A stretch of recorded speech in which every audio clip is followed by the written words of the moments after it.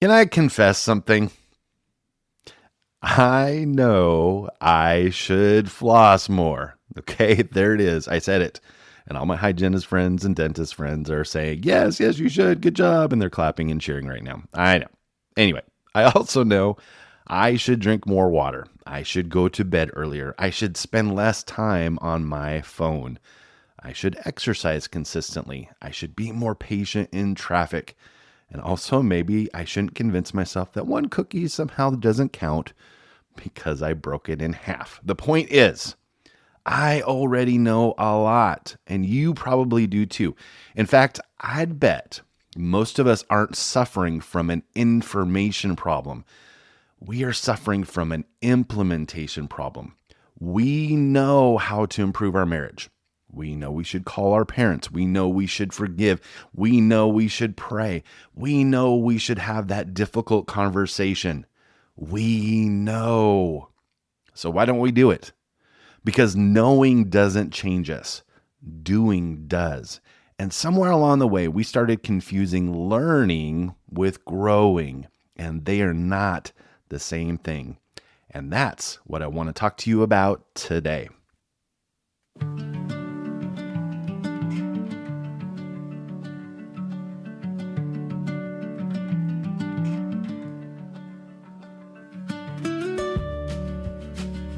Welcome to Pilot Light. I am your host, Josh. And you know, most people are not looking for another self-help podcast. They are looking for a reminder of who they are, a reminder of what truly matters, a reminder that their story isn't over. So wherever you're listening from, whether you're driving to work or you're walking through Costco for just one thing with a cart that's already making questionable life choices, or pretending that watching home renovation shows counts as fixing your own house, guess what? I'm really glad you're here. Let's light the pilot light. I've always loved to learn. I was the kid that liked looking through encyclopedias and checking out all the cool stuff that's in the world. I love Audible books. I love podcasts, leadership conferences, conversations. If there was something that could help me grow, I wanted to know about it. And honestly, that's one of the reasons Pilot Light exists. I love helping people connect the dots. But a few years ago, I noticed something kind of uncomfortable. I was becoming really good at collecting ideas, but not always applying them. And you know, maybe you've experienced that. You finish a great podcast and all of a sudden you're feeling inspired and you think, this is going to change my life. And then, well, Tuesday shows up. And then the kids need something, or work gets busy and life gets loud. And then all of a sudden by Friday, you barely remember what inspired you on Monday. Not because it wasn't good, but because information has a very short shelf life unless it's put into practice. I remember looking at one area of my life and realizing I already know exactly what to do. The issue wasn't clarity. The issue was courage, or consistency, or discipline, but it wasn't information. That realization was honestly really humbling because it meant that my next breakthrough really wasn't hidden in another book. It was hidden in my next decision. You know, just truth be told, story here. I have a phenomenal doctor. Love him. He is awesome. And I remember sitting in his office one day, and we had just gone through this whole period of time at the dental office that I worked at where we were transitioning to a wellness dental office. So that means reading a lot of books and a lot of podcasts and really immersing myself into the wellness space. So I became really kind of smart about some of these different things that were going on and the new hacks that were out there and the type of supplements to take. And I was kind of obsessed with learning more and more about this. But I'm here at my doctor's office and I'm explaining all these things that I'm learning and growing in and doing all those things, but I'm finding plateaus in my health journey. And I remember him telling me one thing. He goes, Josh, you just need to do the next thing. You don't need to learn about all this stuff. You just need to do the next thing. And it was very true. He hit it right on point that it wasn't a matter about getting more information. It was just doing the next thing. You know, that was when I kind of realized something, that information is incredibly valuable, but only if it leaves the notebook. Truth isn't measured by what I agree with. It's measured by what I live.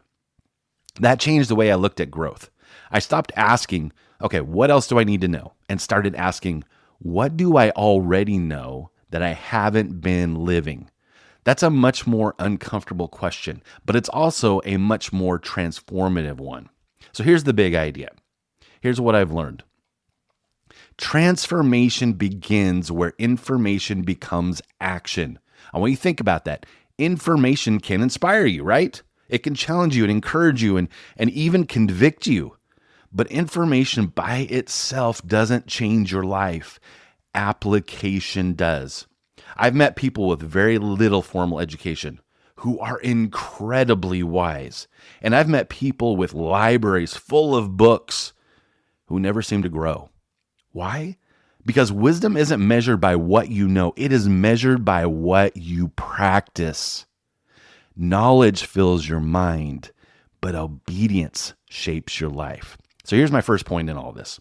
Learning can become a form of hiding, really. And honestly, this one stings a little. Sometimes we convince ourselves we're making progress, okay? We're trying to tell us, hey, yeah, I'm doing well. I'm actually doing some things here because we're gathering that information, right? Another podcast. So you're filling your mind with that information. Got another podcast I'm listening to, another book, another course, another YouTube video, another notebook. And eventually, learning becomes a comfortable substitute for action. I am so guilty of this, okay? The reason why I'm saying this to you right now is because I'm guilty of this. We tell ourselves we are preparing. That's what I did with this podcast.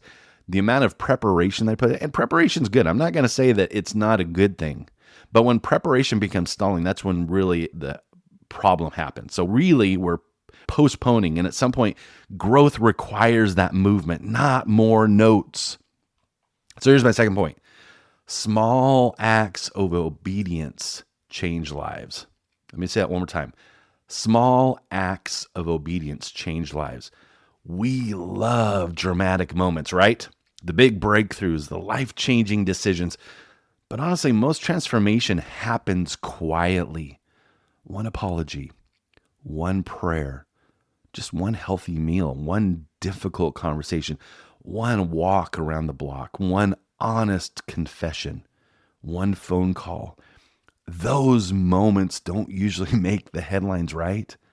But they do build character. And character always outlasts inspiration. Here's my third point and my faith point here. Jesus never asked for agreement alone. One of the things I love about Jesus, and there's many, okay, I'm just going to tell you that right now, but one of the things I love about Jesus is that he never stopped teaching. He always invited action. Follow me, go, forgive, love your neighbor, serve, give, trust. You notice something there? The invitation was never simply, hey, believe this. It was, live this. Because truth isn't fully received until it's practiced. So here's the faith connection in this. There's a verse in the book of James that has challenged me for years. And it says, do not merely listen to the word and so deceive yourselves. Do what it says. So I want you to think about that. James says it's possible to deceive ourselves simply by listening without acting. That is a sobering thought because it means I can attend church. I can read scripture. I can listen to podcasts. I can take notes, and I can still miss the point if none of it changes the way I live. God is not looking for perfect people. He is looking for willing ones, people who take the next faithful step. So can I ask you something? What do you already know that you have not acted on? Who do you need to forgive? What conversation have you been avoiding? What habit needs to begin? What excuse have you been protecting? If your life stayed exactly the same for the next 5 years, what truth would you wish you had started living today? Sit with that. Because honestly, that's your next breakthrough. Maybe you're already sitting somewhere and you already know all that information, but now is the time because your next breakthrough is in that moment. So here's my challenge for you. This week, don't learn anything new. I know that sounds really strange, right? Just don't learn anything new. Seriously, okay? Instead, pick one thing that you already know. One, then live it. If you know you need to apologize, go do it. If you know you need to pray, you need to pray. If you know you need to rest, guess what? You need to rest. If you know you need to forgive, forgive. Don't chase another insight. Practice the one you have already been given. So to close this episode out today, imagine what your life would look like if you consistently lived the truth you already know. Not perfectly, just consistently. I think we'd surprise ourselves because transformation isn't usually waiting on another breakthrough. It's waiting on today's obedience. Maybe you've been asking God for a new direction. Maybe He's gently asking you, what did I tell you to do the last time? Because growth isn't found in collecting more truth. It's found in living the truth that you've already received. One decision, one step, one faithful act at a time. You know, one of the things that I want to add to the podcast here is this legacy minute, because I think the legacy that we leave others is really important.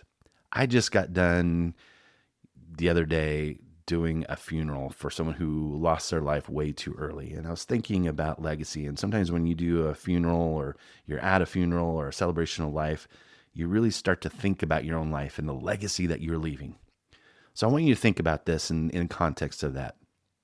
I wonder how different our families would be if they remembered us less for what we knew and more for how we lived.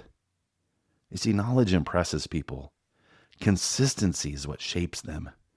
Your children won't remember every piece of advice you gave. Your coworkers won't remember every great idea that you came up with. But they will remember your integrity. They'll remember your kindness. They will remember your humility.